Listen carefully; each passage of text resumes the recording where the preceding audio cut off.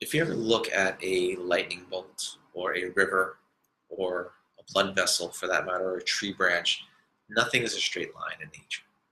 Everything winds and flows and finds its way to its destination. The Mississippi River finds its way down to the Gulf of Mexico, but it is a winding road.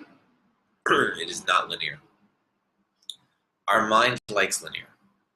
Our minds like it when nice right angles. Like the poster sitting behind me, he's got this nice right angles, and that's healthy. It's helpful to have that to build a house, to have a structure.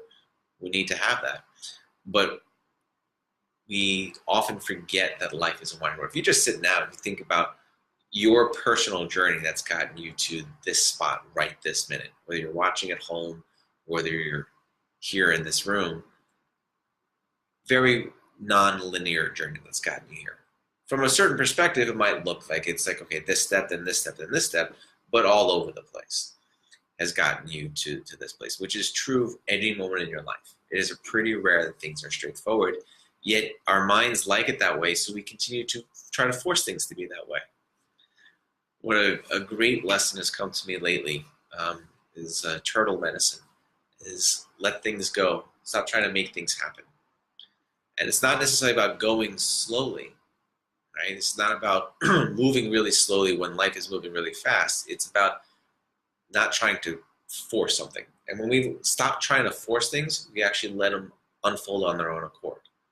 When we get out of our way of like, this is the way it has to be at this time, in this way, at this place, and we say, I'll be there when I get there, and it's going to unfold. There's a time and a place for things to be exactly like that. Like we can't just tell the IRS, well, the money will get there when it gets there, right? Or you can't just, it's important for us to have some sort of regularity, some sort of structure, but we need to give ourselves the freedom to flow. We need to recognize that is really how life moves. And when we try to supplant a logical, right-angled, linear structure on something that is inherently a winding thing, we're going to lose out. We need to leave room for the winding road.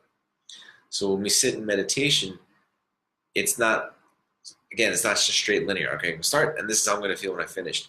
It's a journey for the 5, 10, 15, 20 minutes that you're meditating, right? You might have times where you're like really present and very here, and then I'm off in my mind. Wow, I have no idea how long this has been, and we kind of come back, and I hear some noise, and I'm back. And this is the way life is. It's people talk about balance. It's a common new agey term that we use, particularly with meditation. And there's this concept that you hit balance, like that's it. You hit the spot, and you nailed it, and you're just staying balanced the whole way through.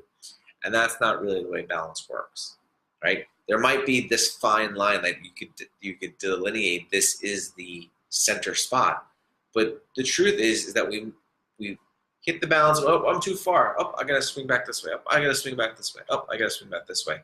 Ideally, over time, we become more aware of some more of the nuanced signs that we're out of balance. We don't have to go through these giant wild swings. We can get a little more nuance to it, but we never actually hit it. My intake when I see clients, I start with, but regardless of what they're coming in for, whether it's headaches or stress or, fertility, I always start with where'd you grow up? Tell me about your parents. Tell me about your siblings. Tell me about your relationship. And I ask, if people have been in a relationship, they've been in there for a while, like, so what's your secret for lasting 10 years or 20 years or 13 years or however long it's been? And one of the most fascinating answers that's really stuck with me over the years is one woman said, she thought about it, she said, it's never 50-50. And it kind of caught me off guard at first. And she said, it's never 50-50. There's going to be times when it's 45-55 one way. And then the next week it's going to be 75-25. And then it might be 10-90 and then 90-10. Ideally, over time, it levels out to about 50-50. She said, but it's never 50-50. And I really liked that that approach. It gives the room for life to unfold. Like, we're balanced, we hit balance, and that's it, balance. That's boring. It's still, right? There's no movement there. So I will encourage you to consider the flow. That life is a winding, unfolding thing. And our minds want to go the opposite way. Our minds want to make it all structured and linear and rigid, and that's just not how it works. So when we're finding that we're trying to force something in a particular way, it's a great time to remember turtle medicine, where we get to back up and let go, and we trust that the initial momentum that we put forward something is going to unfold. It's kind of like when they say, if you're really looking for love, stop looking, and then it'll show up. Like this joke of, like, things that people say right before they meet the love of their life. Yeah, I'm just going to focus on myself right now. Or I'm not interested in dating. I'm just going to take care of myself. Or I'm just going to focus on my work. Those are things when, like, I'm actually retreating my energy from that world, retreating that intensity and the focus and the forcefulness of it, and all of a sudden there's room for it to breathe and for it to unfold. So there's a wonderful book out there called Power versus Force, and it really delves into this idea of, power is sitting back and working with the energies that are here that flow and wind, and force is like, I'm going to try and ram this down the throat, and this is the way it has to be.